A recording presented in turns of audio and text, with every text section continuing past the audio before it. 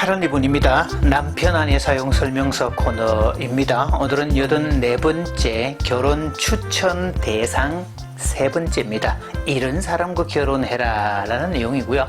독서하는 사람과 결혼해라, 책 읽는 사람과 결혼해라, 이런 말씀을 드립니다. 책 읽는 사람, 책 잡는 사람이 있고 책 잡히는 사람이 있고, 책 잡는 사람과 결혼을 해야지 책 잡히는 사람과 결혼하면 안 되겠죠. 그래서 우리가 건강한 몸을 유지하려면 주기적으로 정기적으로 운동을 하고 밥을 먹어야 된다, 또 균형 잡힌 식사를 해야 된다. 그것처럼 마음도 똑같습니다. 우리가 결심한다라고 할 때 마음을 먹는다, 마음도 먹는다는 표현을 쓰는데, 그렇다면 잘 먹어야 되고 균형 잡힌 영양식을 먹어야 되고 주기적으로 밥을 먹어야 되겠죠. 그럼 마음이 주기적으로 밥을 먹는 일, 그게 바로 독서가 됩니다. 흔히 사람은 책을 만들고 책은 사람을 만든다라는 말이 있죠. 물론 당연히 책은 사람이 만들죠. 근데 그 만들어진 책은 또 수많은 사람을 만들어가는 역할을 합니다. 책에 관한 이 수많은 이야기들, 독서의 중요성은 제가 그렇게 강조하지 않아도 이미 잘 알고 있는 그런 부분들이고, 또 고대로부터 지금까지 수많은 성현들이, 또 수많은 잠언들이 그렇게 강조하고 있는 그런 부분들이죠.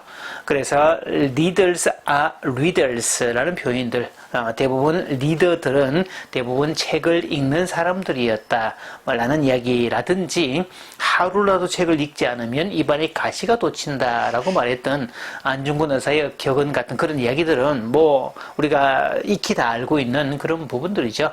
또 강조해도 또 강조하고 싶고, 또 강조해도 좋은 내용이 독서에 관한 내용일 겁니다. 그런 부분에서 사실은 독서량이 턱없이 부족한 나라가 한국이 해당되죠. OECD 국가 가운데 독서량이 가장 부족하더라.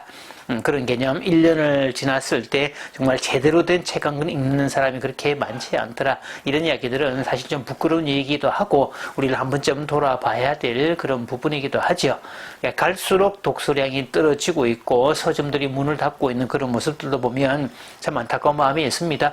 상대적으로 스마트폰이 보급되고 있고, 물론 스마트폰을 통해서 독서를 할 수도 있긴 하지만 아무래도 이 아날로그 요소가 그래도 필요하다고 볼 수 있겠죠. 스마트폰이 보급됨으로 인해서 책을 읽는 것보다는 보는 것으로 유튜브라든지 이런 어떤 편리한 매체를 통해서 보는 쪽을 선택을 하겠지만, 사실은 이 아날로그적인 요소도 꽤 필요하다는 이야기고, 그래서 최근에 문제가 되고 있는 이 문해력 결핍은 기본 어휘의 부족, 독서의 부족, 깊은 사고의 부족, 즉각적인 어떤 자극과 반응에 대한 그런 이야기들, 그런 것들로 인해서 생긴 현상이라고 볼 수 있겠죠. 그래서 아무리 강조해도 독서의 중요성은 지나치지 않다.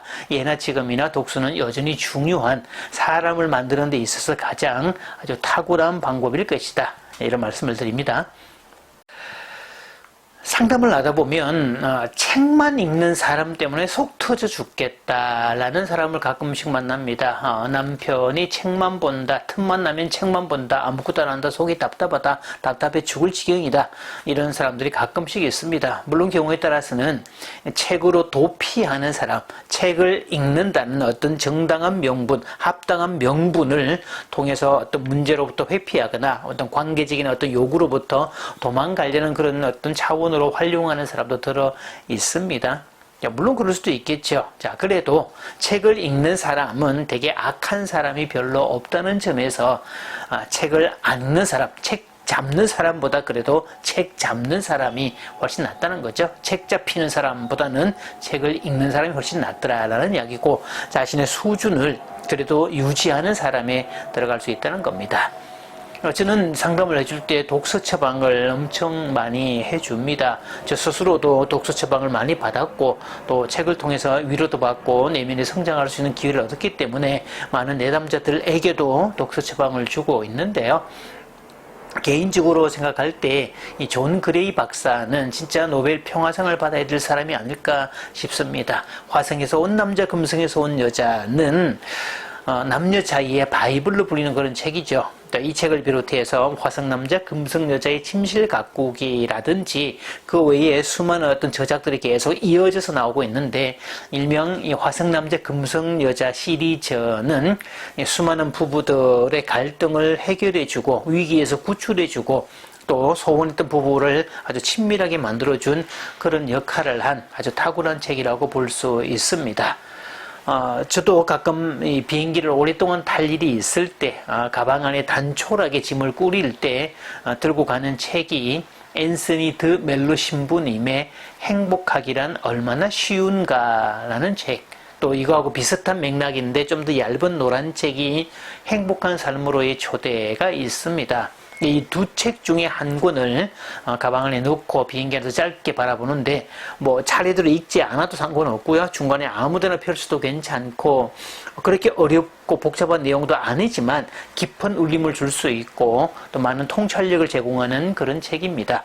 가끔 우울에 빠지거나 시리에 빠졌거나 의욕이 사라졌거나 인생에 어떤 허무감을 느낀다거나 뭔가 나한테 something wrong이라는 어떤 판단이 들 때면 저는 이 책을 통해서 자신을 한번 좀 이렇게 정리하고 돌아보고, 내가 결국은 탐욕에 사로잡혀 있었구나, 내 시각이 나 중심적으로 있었구나, 이런 것들을 깨닫게 하죠.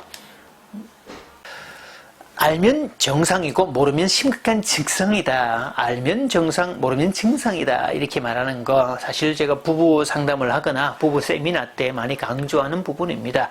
알고 나면 지극히 정상이라도 모를 때는 심각한 문제라고 그렇게 오해할 수 있고, 그래서 많은 경우 부부들은요, 지극히 남자로서 정상이고 지극히 여자로서 정상인데 몰라서 심각한 문제를 가진 사람이라고 피착 공격하고 평생 그거 뜯어 고치려고 애를 쓰다가 시간 보내는 경우가 많습니다. 알고 나면 정상이라는 거죠. 그럼 그 정상인지 아닌지를 판별할 수 있는 기준은 바로 독서라고 할 수 있겠죠. 저는 개인적으로 아까 화성남자 금성여자를 추천해 드렸는데요.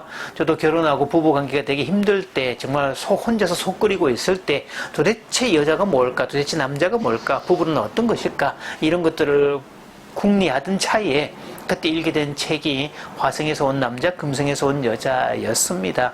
정말 마치 내가 해부대에 이렇게 올려진 것처럼 그 아주 밝은 조명 아래 나신으로 홀라당 벗겨진 몸으로 이렇게 보여지고 있는 그런 것처럼 내 내면을 그대로 바라볼 수 있었고, 그 책을 읽으면서 처음 들었던 생각이, 나는 남자로서 지극히 정상이었구나, 내 안에는 여자로서 지극히 정상이었구나, 이 개념을 알게 되었죠.